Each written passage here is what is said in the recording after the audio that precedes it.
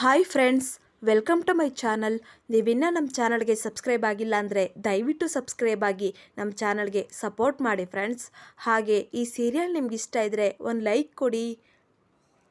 ಇಲ್ಲಿ ಅಜಿತ್ ಅವ್ರ bike ಕೆಟ್ಟೋಗಿರೋದ್ರಿಂದ mechanic ಕರೆದು ರಿಪೇರಿ ಮಾಡಿಸ್ತಾ ಇರ್ತಾರೆ.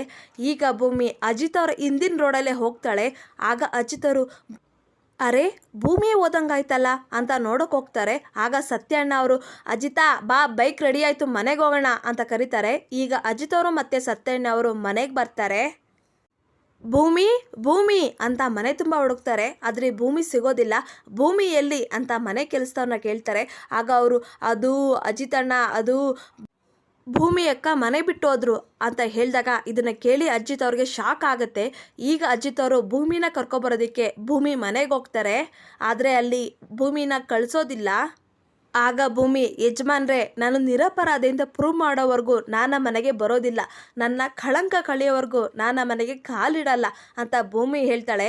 ಆಗ ಅಜಿತ್ ಅವರು ಮನೆಗೆ ವಾಪಸ್ ಬರ್ತಾರೆ.